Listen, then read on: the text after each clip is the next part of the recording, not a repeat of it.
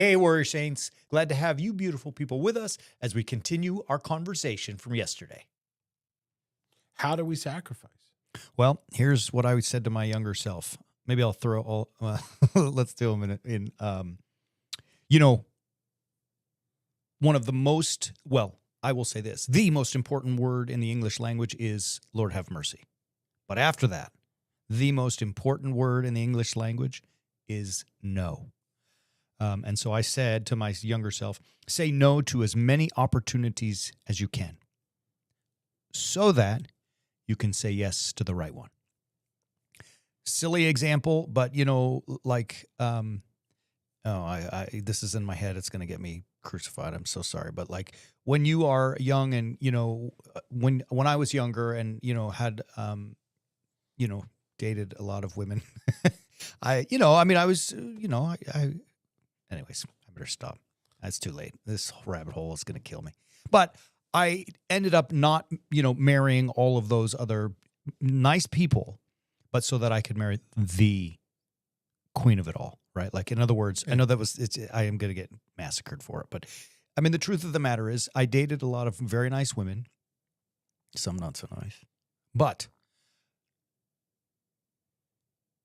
I scored with my bride, right? I mean, like there is no woman on the planet like her, So anyways, I'm going to now turn the camera over to you so that I'm just going to leave it on you for a little bit so you can let's pick a better example. Okay. Yeah.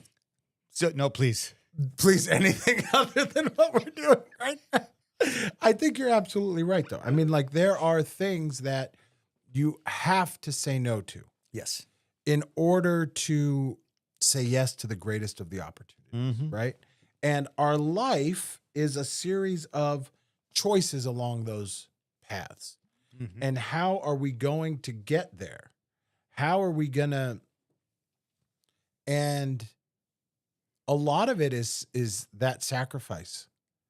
Because it's hard to say no to things that seem enticing. It's hard to say no to opportunities that arise. So I'll give you a really real example.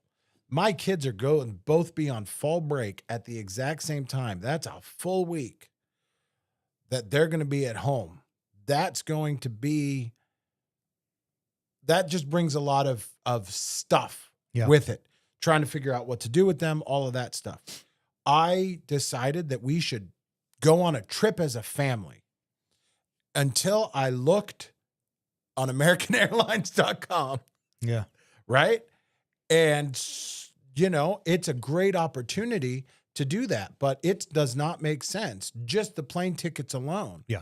It doesn't make sense. So we have to say no to that opportunity, which has other things that come along with it, right? Like if we were going to be able to do that, then I was going to try to go to my high school reunion, which is 25 years, which is going to be fun.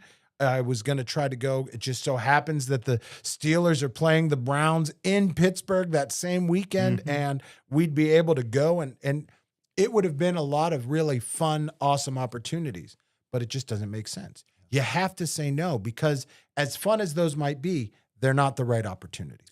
They're not the great opportunities. You have to find the greatest of opportunities. And when you find those opportunities, you've got to jump on them. Yeah. For sure. Another like silly little example, just to think about it, and I'll use the image of the stock market because as we're filming this, the stock market right now is going crazy up and down and up and down. And there was a recent IPO of, some software company called Figma that came out. It was an IPO at 33 and exploded over 100, 120 the first day, whatever, it exploded and so on. So that's all in the big news. I bring it up because if you want to invest, let's say you have $1,000 to invest and, you have 10 different companies, they're all asking you for $100, right? So now you've spread all your money out all over the place and Figma comes, right? And each one of those 10 investments that you made of $100, they are, they're going to make you $5. That's great. But Figma exploded 400% or whatever, right? So that's my point, is that if you spread your money, i.e. yourself, your time, all over the place. You are not going to be there when Figma comes. And this is what we do. I mean, we're so inclined to say yes to everybody because of guilt, because we feel obligation, or we don't want to hurt someone, or we want to help someone. We say yes to everything. I mean, how often do we do that? How many appointments and counseling and confessions and all these things that we have piling on us? And then at the end of the day, when we're cooked, we've said yes to go out and hang out with the fellas and have a beer, or to go to someone's house for dinner, or, you know what I mean? Like, so at some point we have to say no. And I'll end with this. You know this story, right? Years ago, I was invited to a wedding. My bride and I went to the reception, and it was awesome, but it was loud. Band was thumping, everybody screaming. We were out late. They kept bringing, champagne toast, Father Chris this, and, all that kind of. At the end, my head was thumping, right? I just hurt. I went home, slept terribly, came to church the next Sunday. My sermon sucked because I said yes to something that was awesome. And those people are still in the church. I baptized their kids. I love them. Play golf with the guy. I mean, like, awesome. But I should have said no because my duty is here. So if I'm saying yes to everything, I can't focus and function. In other words, I missed my Figma. Anyways. Yeah. While you're on stocks, do you have any suggestions for your Oh, younger God. self? I wish. Yeah. Oh, yeah. That's funny you say that, because one of the things I said is on my list was, it's so funny. Good connection. One of the things that I would say to my younger self is buy Apple stock. Yeah. Okay, Forrest Gump. But, it's a joke because Apple grew and, it's $1 trillion company or multi-trillion. Okay, blah, blah. But the point I'm making about there is not just about making money, but to be wise. Look, you've got to be able to provide, right? Yeah. You've got to be able to put bread on the table. You've got to be able to do your best to take care of your family. Look, I believe men, now that I'm speaking to you and I and the gents in our audience, men are supposed to do two things only. They're supposed to go out and fight to conquer and look after their family. And when I say fight to conquer, I don't necessarily just mean, like Vikings with swords and all that kind of stuff. Those are days gone by. But look, be successful in your work. Be successful in your life. Produce. Be something and create something of value. Go conquer, right? Don't just sit on mom's couch as a 30-year-old single playing video games with, watching porn with no hope and no woman and no future and no hope. Like that's not a man, right? Get out there and get after it. To do that, you need money you got to pay for things, right? Like someday we're going to go, there's this clown out there who's talking about, that financial freedom is slavery. And we're going to go after that one day. Anyways. Yeah. It's my Apple stock. But the other side of it is sometimes that means you have to take a little bit of a risk. Apple stock, to our younger selves was dangerous. No one knew where it was going to go, but you have to be willing to take that risk. You have to be willing to take a little bit of those risks, because if you don't, you're gonna miss. Yeah. Miss the opportunity. Yeah. I mean, like, I didn't buy Figma. Yeah. I didn't even know it was coming out. It's interesting because I had used Figma. We used it before on our Warrior Saints app. Yep. It was in use when the developer built it. And that means nothing because I still didn't know that the IPO was going out. But yeah, sometimes you got to take risks. Look, I did that. The first stock I ever purchased, God rest his soul, my grandfather guided me. There was this company, they were in trouble. And he's like, look, we can take a chance. If they survive, it'll be worth it. If they don't, you're going to lose your money. And I'm like, okay, well, how much? And he's like, how much do you have? I'm like, I have $1,000. I was young. And he's like, okay, let's do it. And I bought Enron.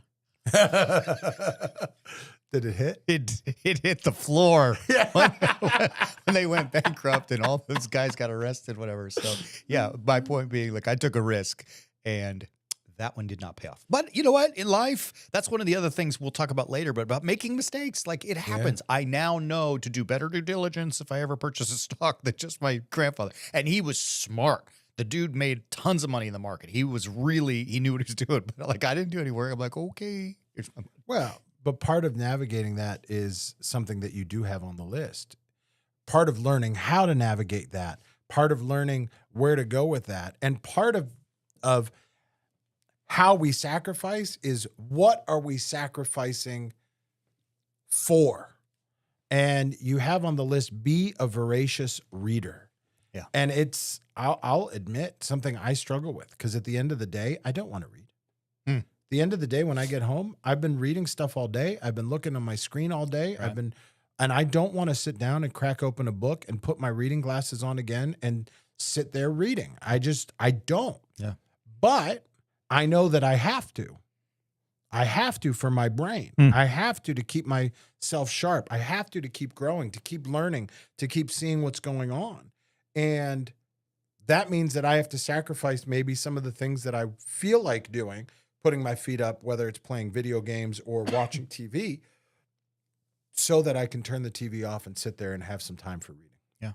I got this one from, listen to this, the induction of a group of Navy ensigns, ROTC basically, in the Navy. Where you can sail the seven seas. In Oklahoma. There's no sea in Oklahoma. Anyways, they were at the University of Oklahoma, and the admiral or whoever it was, I don't think he was an admiral, but someone in the Navy came to speak to these young men and women as they were being inducted as ensigns. And he said, and I don't even have to write it down because I'll never forget it, all good leaders are voracious readers. So that's where that came from. I don't remember. I mean, it was, 30 or plus years ago. I don't remember his name, but I'll never forget what he said. And that stuck with me. And I'm like, you know what? I better read. And I'm like you. I hate reading. I really don't like it. I can't read books well. So I cheat. Let me tell you what I do. And I read not boastfully. I say this as hopefully inspiring to our audience. My goal is to read 70 books a year, at least. And that doesn't include my Bible reading or any of the other stuff we do. That's just 70 books, which is more than one a week. So how do you make that happen? Because keep in mind, like the Pew Research Institute put out a study a while ago that said Americans, I think they read less than one book a year. That's insane to me, right? I'm trying to do more than one a week, and most people don't read one a year. And that's not to criticize people. That's just say, get your butt up there and start reading, right? Because all good leaders are voracious readers. Anyone who is successful, I mean, go look at any of those famous people you follow who have all the money in the world. They're all readers, right? Rambling to stop and say, here's how I cheat. Number one is at the end of the day, I don't like to read either. I'm tired, right? So I do it first. Talked earlier about eating your big frogs, right? I get up and read first thing out of bed, right? Coffee is the first thing out of bed. Well, I'm 52. Bathroom is the first thing. Then coffee. Then I'm reading, right? Right away. And I schedule it. It's in my calendar. If you look at my calendar, there's an appointment that says, it's called in my morning routine. And the first to-do list there is coffee. And the second one is start reading, right? Number two, I've learned that I'm not a good visual reader. It's a fascinating thing. I can read and remember, not eidetically, but I can remember like what side of the page something was on and where in the, but I get sleepy. So I started using Audible. I listen to audiobooks and I cheat. I have learned over time to listen to them at a faster speed. So when the narrator say the book is, 8 hours of reading, narration, I put it on double speed. Yeah. And I finish that book in 4 hours. Right. Now, and I use it when I'm driving or when I'm working out, whatever, So I use these things to help me read. But my point in all of this is do it. Read. You've got to, right? Anyways. Yeah. I did that with the baby books when we were having our first kid. We wanted to read together, and we got an audio book of one of the baby books, and we listened to it together, and we listened to it at a little bit faster speed, and it's great. It's a great way to get it done. I love it. That was good stuff. Yeah, it was great. So that can kind of transition. Hey, Warrior Saints, thank you so much for being with us. If you enjoyed this, please like, subscribe, and share. It helps us get the word out there. And if you want more, visit us at warriorsaints.org and subscribe to Understanding the Bible. Thank you so much. We'll see you soon.